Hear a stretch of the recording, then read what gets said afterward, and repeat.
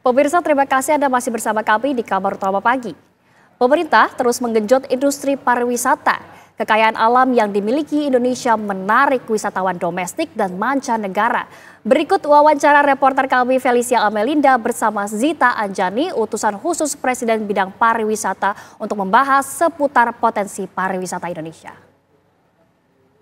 Saat ini saya sudah bersama dengan utusan khusus Presiden bidang pariwisata yakni Zita Anjani.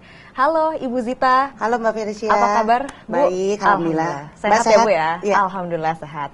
Ya Bu Zita, ada beberapa kendala seperti mungkin di bagian Indonesia Timur. Ya. Nah itu harga tiket mungkin bisa dikatakan agak lebih mahal ya Bu ya dibanding dengan destinasi lainnya.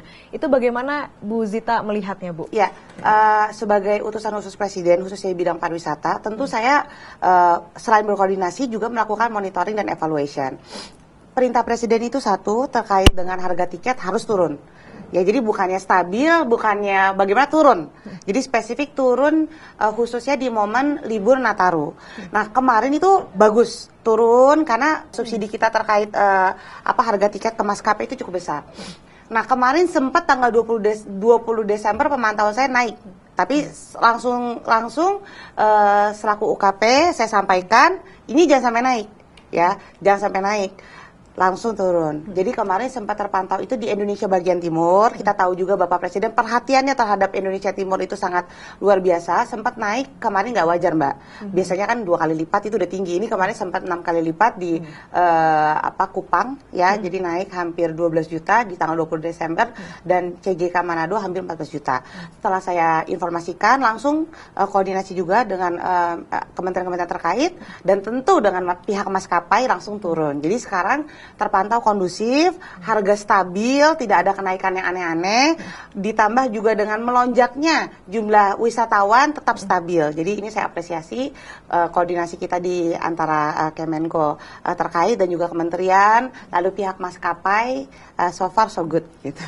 Kira-kira wisata di Indonesia ini gimana sih Bu caranya untuk bisa lebih menarik lagi wisatawan dari domestik maupun luar negeri Bu? Ya, jadi berbagai macam keindahan alam itu sebenarnya ada di Indonesia. DNA orang Indonesia adalah pariwisata. Kuncinya bagaimana kita bisa meningkatkan, walaupun kita sudah peringkat 22 ya. Di dunia Indonesia itu peringkat 22, di ASEAN kita peringkat kedua. Tapi saya pribadi belum puas. Harusnya kita 5 besar. Dengan kekayaan Indonesia dari Sabang sampai Merauke, harusnya kita masuk 5 besar.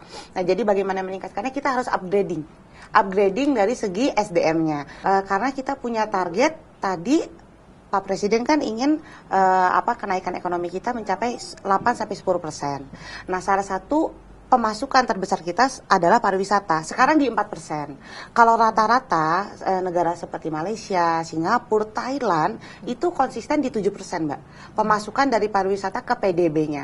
Nah, di Indonesia ini kita masih stuck di angka 4%. Bahkan kalau negara-negara seperti misalnya di Spanyol, lalu di Inggris, negara-negara Eropa, itu sudah mereka bahkan di angka 20%. Pemasukan pariwisata untuk PDB-nya. Nah, Indonesia masih di 4%. Artinya kita masih ada PR sebenarnya. Dengan kekayaan Indonesia, dengan DNA pariwisata untuk orang Indonesia, kita masih punya chance yang sangat besar untuk menaikkan sumbangsi kita ke PDB.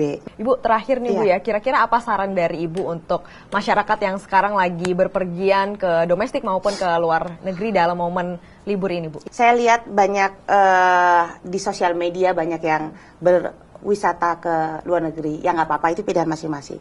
Tapi Pak Presiden saja sudah bikin aturan. Untuk pejabat negara, jangan banyak luar negeri. Jadi saya sarankan, yuk kita ramaikan wisata dalam negeri kita. Banyak sekali yang bisa kita eksplor. Jadi ayo ramai-ramai, kita wisata akhir tahun Nataru, nggak usah ke luar negeri. Ya kalau mau ke luar negeri ya boleh, tapi banyakin juga ke dalam negeri gitu ya. Untuk apa? Untuk kita kejar target pemasukan ke dalam PDB kita dari 4 ke 8%. Oke.